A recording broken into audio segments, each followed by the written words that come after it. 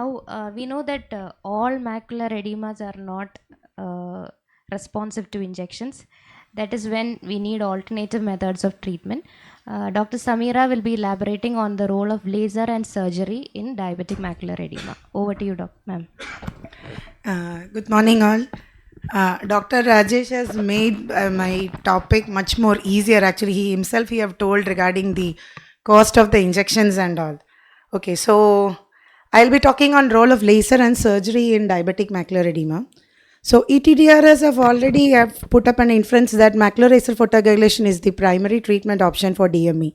But the EU retina guidelines have told that laser treatment is no longer considered the standard care for DME in the current era of anti-VEGF drugs. But the real world data has telling us that relying solely on anti-VEGF injections may not be practical due to multiple factors like economic burden of the treatment, poor response to anti-VEGF, systemic conditions that limit treatment options. And the role of laser is still there. So we are doing focal laser for microaneurysms. We are doing grid laser for areas of diffuse leakage for the thickened retina. But what is the issue? So there is lots of scar of trophy and subretinal fibrosis in almost around 25% of the cases and all. So then we came across with the modified ETDRS where laser spots were slightly smaller and lighter. So laser in DME, there are multiple studies. The protocol A is telling that modified ETDRS was still an appropriate treatment for extrafoveal DME. The READ2 study compared the efficacy of ranibizumab with or without laser, so that has shown that combination therapy with focal or grid laser treatment has reduced the percentage of patients that require frequent ranibizumab injections. So the number of injections in the 2 year has come down from 9.3 to 2.9 in the combination group. So definitely there is a role for laser. So what do we deal with? We are injecting, we are re-injecting and again. So where is the issue? Okay, the surgeon is upset, the patients are upset. So what happens? The financial burden of DME and DR in injecting these patients, actually it is so much. So what do we deal? So it is just like your eyeball is becoming richer and richer day by day. So we deal actually not with the sick tissue, but with the anxiety and the emotional roller coaster. That is what we deal. So once you inject, so this is what we feel. So you can see after an injection, the vision is becoming okay and the patient is happy. And just after an injection, maybe 1 or 2 months later, and the visual acuity is coming down and the roller coaster is going again and again. So laser, it still has a role in the treatment of DME. Always should be combined with a good glycemic control, and laser need 2 to 3 months to take effect. You have to tell the patient that it is going to take time, not like an injection, because most of the patients usually comes and tell that, okay, after laser my vision is just the same. It's not like the injection and also you should definitely convince the patient that it's going to take time, and the effect can last up to 18 weeks. Now, there are different types of lasers like machine, methods and modes. So the suprathreshold burns was with the conventional laser. Then the modified ETDRS, we came up with the barely visible burns. And now we have the subthreshold burns with the micropulse laser. Now we have navigation laser and the other ones are the selective retinal laser. So this is a chart. We can see that there are different types of laser and the disadvantages associated with it. In the navigational laser, you can see it evaluates the laser only via live monitor. And the disadvantage of micropulse laser is whenever there is a central thickness of more than 400 microns, you cannot treat a diabetic macular edema with a micropulse laser. And the rest of the ones, the laser devices are actually, it is limited, so it is yet to come. And now the modified ETDRS photocoagulation which we use right now, so the disadvantage is no treatment can be placed within the 500 microns. So then came the micropulse laser. So what is this micropulse laser? It is just like chopping off the laser. So what you can do is that the tissue is getting cooled in between whenever you are using the micropulse laser. So you have to make it sure that focal treatment of this microaneurysm is not at all a strategy for micropulse laser. It is for the diffuse edema. So here what happens is that you are actually amplifying and maximizing the laser by simply giving a confluent and a contiguous laser spot, unlike the modified ATDRS one where we are putting the lasers in two laser spots apart. Here, so it's just like painting the macula over the entire area of the retinal pathology. So what happens is that it works by normalizing the RPE function.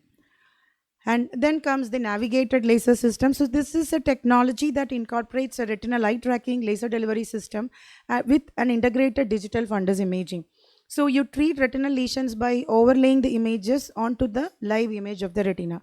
So what happens in this navigated laser system is, you can see over here, it's a video. So what you do is, in this live image, you are actually marking the disc as well as you are marking the fovea, and accordingly you are marking the area of the retinal pathology, whatever be the lesion, and you are actually titrating the dosage. And you can see over here how the laser has been done. So it's so simple. So the accuracy of tracking these microaneurysms and hitting the microaneurysms, unlike the ETDRS, is actually it's more than 30%. So that's the advantage of the navigated laser systems. Now, when should laser be applied in DME? As a first line. So we can do in non-center involving CSME cases, and even we can do in central DME patients with good vision, when the baseline is better and when the patient is having a good glycemic control. But this can be done with a micropulse laser only when the central retinal thickness is less than 350 microns. And for patients with recent stroke, ischemic heart disease, or with high cardiovascular cases and all, and whenever the intravitreal injections are contraindicated, and for patients who decline intravitreal injections. So what about the second line or the adjuvant therapy? So when the DME is not responding based on OCT, even after 4 to 6 injections, as Dr. Rajesh has mentioned, multiple anti-VEGF injections, and you have given 2 to 3 intravitreal steroids, definitely you have to think about laser. And second one, the most common scenario is an adjuvant therapy to intravitreals whenever retinal thickness is less than 400 microns. After injecting, keeping on injecting, and the edema has come down to 400, don't wait for another, the edema to increase and go for the second injection or third. Reduce the number of intravitreal injections can be done, and the delay of interval of DME recurrence can be done with an adjuvant laser. Now, this is the non-center involved diabetic macular edema. The central subfield zone is not involved. So these are few cases I will show you with a conventional laser. It's a 56-year-old male with BCVA 6.9. You can see 3 months later how beautifully the edema has come down. And microaneurysms, it's a large perifoveal microaneurysm, can be seen in 1 month after laser, and 3 months after laser the edema has subsided. Conventional laser, modified grit laser can be given for the diffuse edema. You can see the marks.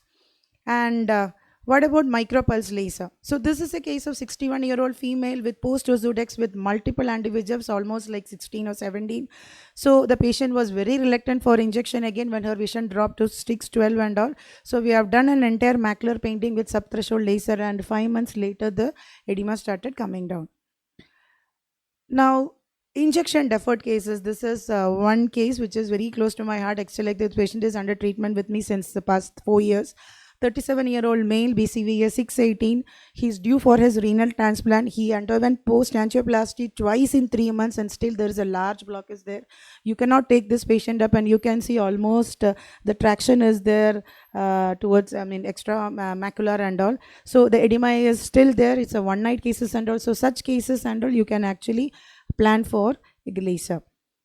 Now, DME, already they have told about the tractional DME and non-tractional DME. So non-tractional DME has already been discussed widely. Now, what about the tractional DME? So tractional DME, always considering the vitrectomy is the best option. So whenever there is a focal vitreomacular traction, it's better to go for a vitrectomy. And if you have a broad vitreoretinal adhesion, you can treat the central involving edema, and once the response is very poor, you can consider taking up for a vitrectomy. And when there is a diffuse diabetic macular edema, suppose if the treatment is failing even after multiple injections, even with rescue treatment, you can plan for vitrectomy with ILM-peel. Now, why we need vitrectomy? So how the vitrectomy is going to help us? So vitrectomy remove the tractional forces at the retinal surface. It reduces the oxygen consumption of the vitreous by removal of the vitreous. It reduces the hypoxia. It removes the vitreous collagen on the retina, so which has a potentially high concentration of VEGF. And ILM peeling itself induces the glial repairing process. This is how vitrectomy helps in diabetic macular edema. But you should be very meticulous. You should be very careful to choose such cases for a vitrectomy in a case of chronic diabetic macular edema. Why? Because if the initial visual acuity is poor, there's a poor prognosis. If there are ISOS defects, if there are breaks in ELM, and FFA is showing presence of ischemia, and you can see an optic disc over there which is very pale, these are not good cases for a vitrectomy. So such cases like proliferative DR with fractional DME, you can just do for a filling laser, and it's always better to take up such cases for vitrectomy. So this is one video you can see. Thanks to Dr. Prakash, when I have lost all my videos, I had asked to get one video from him. So you can see how the vitrectomy is being done. I'll just quickly forward it.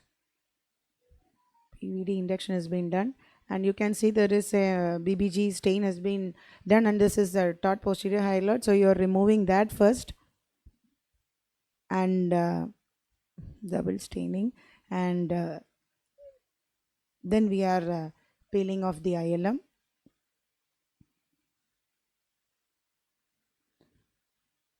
Okay, so the take home message is the laser still holds on, and whenever you see this kind of picture, like all CME is not DME, this is a case like who has taken injections, around some 5 injections from a prestigious institution, and later on they have come to know that this is not DME. Somehow this patient was injected 6 times, so this is not DME.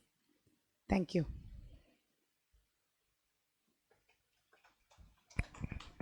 Thank you, Dr. Sam.